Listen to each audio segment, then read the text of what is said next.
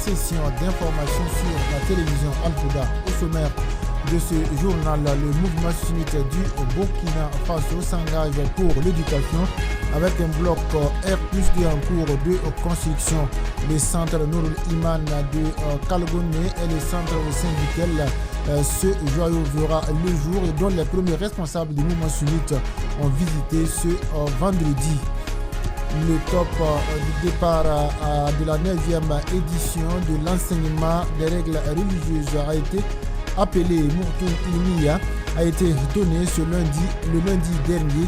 C'était à travers une cérémonie qui a réuni 160 apprenants venus de différentes localités du Burkina Faso et des responsables religieux. Le gouvernement burkinabé fixe à 535 francs CFA le kilogramme le plancher bord champ du sésame pour la campagne 2025-2026. C'est une décision annoncée mardi par le ministère du Commerce et celui de l'Agriculture. Mesdames et messieurs, voici pour les titres de ce journal.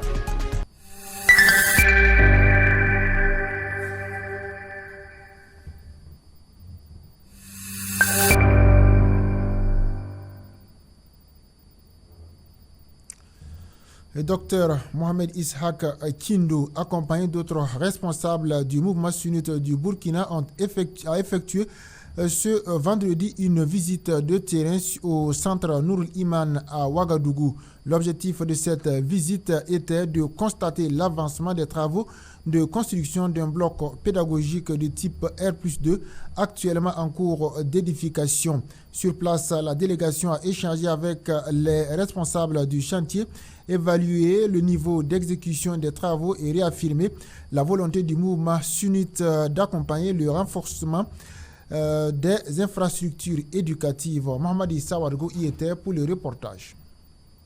Les membres des mouvements sunnites se sont rendus au centre Nourou Iman. Ils sont ici pour constater à visu l'avancement des travaux de construction d'un bloc pédagogique R+D, dont la pose de la première pierre a eu lieu le 14 novembre 2024, qui fait déjà un an d'aujourd'hui. Kalgoné, dans le cadre de la construction d'une école au sein de la mosquée Nourul Iman, une mosquée de mouvement sunnite de Kalgoné. Pour ce faire, il faut dire que le bâtiment, c'est un bâtiment de type R+2. Et au stade où nous en sommes, nous sommes seulement qu'au niveau RDC. Et pour le budget alloué pour le chantier, il était prévu un budget de 175 millions. Et au stade actuel, ce qui a été déjà injecté sur le projet est environ de 70 millions. Donc il reste quand même toujours beaucoup à faire. Et comme les enseignants l'ont dit, nous comptons toujours sur la bonne volonté de nos frères et sœurs pour atteindre l'objectif qui est l'achèvement de ce projet. Lancé le 14 novembre 2024, ce projet de construction d'un bloc pédagogique R+D et de 12 boutiques de rue d'une valeur de 175 millions de francs CFA au sein du centre Nourou Iman. Ces travaux avancent mieux, mais il reste encore 105 millions de francs CFA pour l'achèvement total de ce bâtiment. Les membres des mouvements sunnites se disent quand même satisfaits de cette visite et appellent les personnes de bonne volonté à mettre la main dans la pâte pour l'édification éducative du Burkina Faso.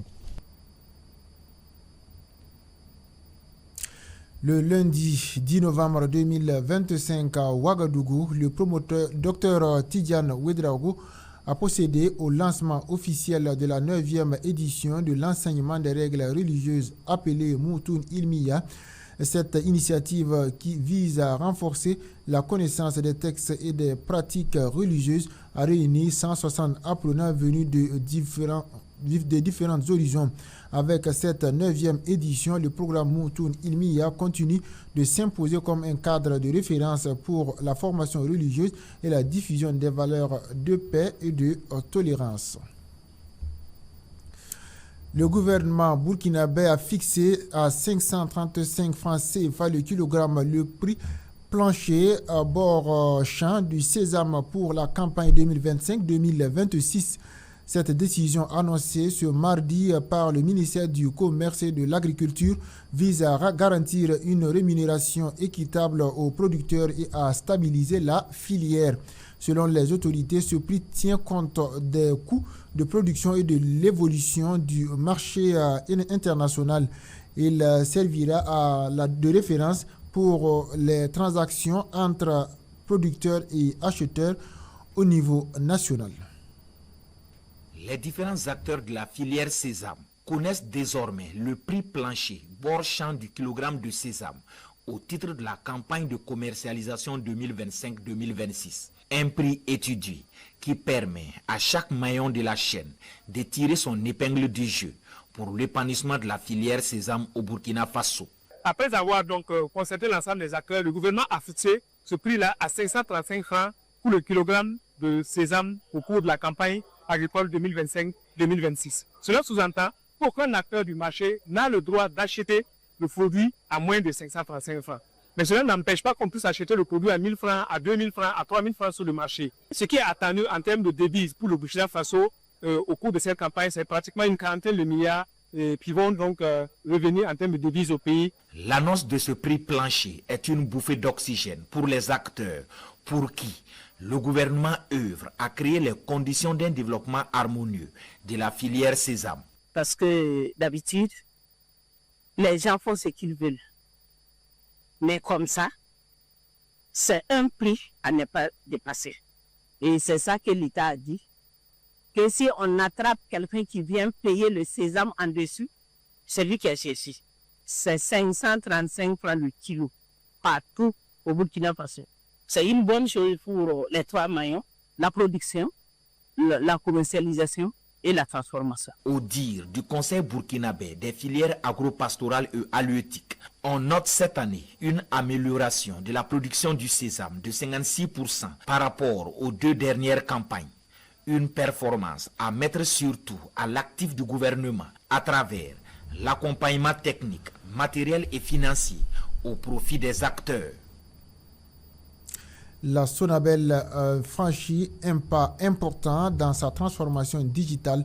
La Société nationale d'électricité burkinabé vient de lancer officiellement sa nouvelle plateforme numérique dédiée au recrutement. Un outil moderne conçu pour rendre le processus plus transparent, plus rapide et accessible à tous les candidats du pays. Cette plateforme permettra désormais aux candidats de postuler en ligne, de suivre l'évolution de leur dossier en temps réel et d'avoir accès à toutes les informations liées aux appels à candidature. Les files d'attente et les méthodes classiques de dépôt physique et de traitement manuel des candidatures à la Société nationale d'électricité du Burkina, Sonabel. Désormais, toutes les personnes souhaitant postuler aux offres de la Sonabel devront le faire en ligne sur la plateforme e-recrutement. Cette solution numérique mise en place par la Sonabel permet aux candidats de suivre en temps réel l'évolution de leur dossier et de consulter les résultats en ligne. Pendant les recrutements, nous avons de longues files d'attente. Les candidats sont obligés souvent de passer la nuit à attendre le jour des recrutements et la direction a bien voulu mettre fin à cela, n'est-ce pas, en mettant en place cette plateforme. Il y a un volet administration de la plateforme, il y a le volet QCM que vous avez vu, il y a le volet candidature et il y a un volet commission. Ça veut dire lorsque un candidat dépose sa candidature, tout le processus se déclenche derrière jusqu'aux résultats finaux et il y a bien d'autres modules derrière qui permettent de gérer ces aspects-là. Avec cette plateforme, la Sonabel s'inscrit dans une dynamique de transparence en garantissant l'équité et l'égalité des chances dans l'accès à ces offres d'emploi. À travers la candidature en ligne, nous aurons l'opportunité de couvrir un grand nombre de candidatures. Et ensuite, la plateforme nous permettra d'améliorer l'efficacité de notre processus de recrutement à travers la réduction des délais de recrutement. Et enfin, elle va nous permettre de réduire les coûts du recrutement parce que la plateforme permet une réception en ligne. On n'a pas besoin de mobiliser des ressources pour cela. Et également, elle permet un tri automatisé et qui nous permettent au final d'économiser les ressources financières jadis et jadis destinée à ces 2 étapes du processus de recrutement. La plateforme e-recrutement est accessible à travers le site www.sonabel.bf et Hors de chez nous, au Niger, le Premier ministre a reçu en audience le secrétaire général adjoint de l'Organisation de la coopération islamique chargé de la science et de la technologie. Une rencontre de haut niveau qui s'inscrit dans le renforcement des partenariats scientifiques et technologiques entre l'OCI et les États du Sahel. Les échanges ont porté sur les projets d'innovation, les programmes de développement technologique et les perspectives d'appui de l'organisation au processus de modernisation engagé par les autorités nigériennes. L'offensive diplomatique du Niger dans sa diversification de partenaires au profit du développement porte ses fruits. Cette délégation de l'Organisation de la coopération islamique OCI, reçue par le Premier ministre, ministre de l'économie et des finances, en est une preuve. Cette organisation intergouvernementale de pays musulmans, à travers cette audience, entend renforcer sa coopération avec le Niger. Niger is very important member of the OIC family. Le Niger est un membre très important de la famille de l'OCI. Le Premier ministre vient de partager son leadership et sa vision pour l'éducation. Il a beaucoup insisté sur la qualité de l'éducation au Niger et nous nous engageons à fournir cette éducation de qualité. Nous avons aussi échangé sur les meilleures manières de collaborer, de coopération entre l'OCI et le Niger. Nous avons échangé sur plusieurs aspects dans beaucoup de secteurs tels que l'éducation, la santé, l'eau, l'assainissement et beaucoup de choses. Et le Premier ministre nous a rassuré du soutien du gouvernement nigérien pour aller dans ce sens. Give our full support to the government of Niger. L'Organisation de la coopération islamique, présente avec une représentation au Niger, affiche ainsi sa volonté d'un partenariat gagnant-gagnant, respectueux des préoccupations des autorités du Niger. Préoccupations liées au développement du pays et au bien-être des... Toujours au Niger, un pas important vient d'être franchi dans le processus d'intégration régionale. Les autorités des pays membres de l'Alliance des États du Sahel ont procédé à l'ouverture d'un séminaire de haut niveau consacré à l'édification de la future confédération de l'AES. Pendant plusieurs jours, experts, diplomates, responsables gouvernementaux et partenaires stratégiques vont travailler sur les grands axes politiques, économiques, sécuritaires et institutionnels qui doivent structurer cette nouvelle entité régionale. Ce séminaire s'inscrit dans la dynamique de la refondation nationale prônée par les plus hautes autorités de la refondation et vise à renforcer les capacités des cadres de l'administration sur les fondements, les objectifs et les implications de la Confédération des États du Sahel, un projet commun porté par les pays membres de l'Alliance des États du Sahel AES. Cette activité entre dans le cadre des missions à nous assignées par son Excellence le général d'armée Abdourahmane Tchani, président de la République, mission qui se décline comme suit: conduire les réflexions prospectives sur l'évolution de la Confédération des États du Sahel.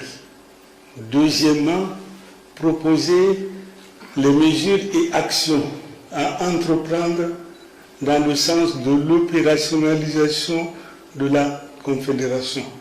Troisième orientation, préparer les instances de la Confédération.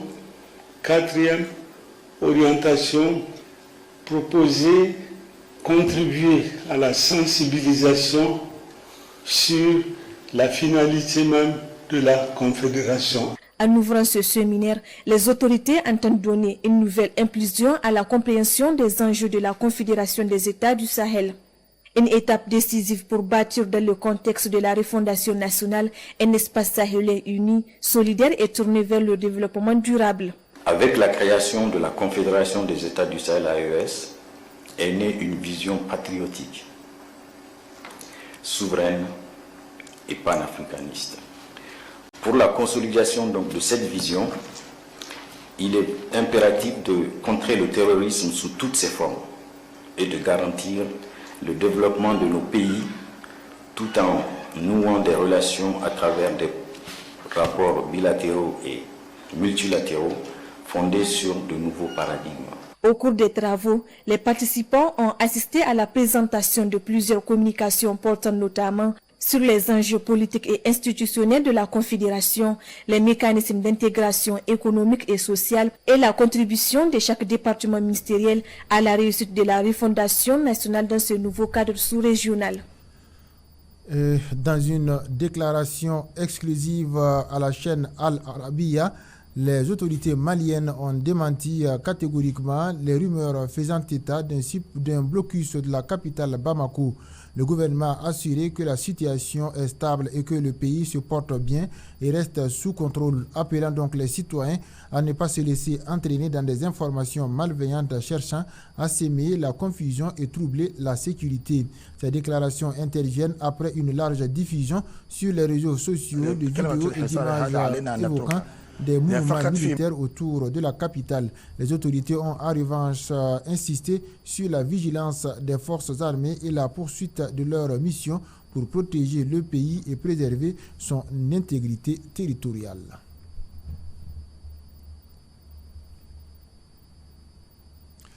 Mesdames et messieurs, c'est ici que prend fin ce journal. Merci de l'avoir suivi. Passez une excellente soirée en compagnie des programmes de la télévision de la Guidance. Wassalamu alaikum wa rahmatullahi wa barakatuh.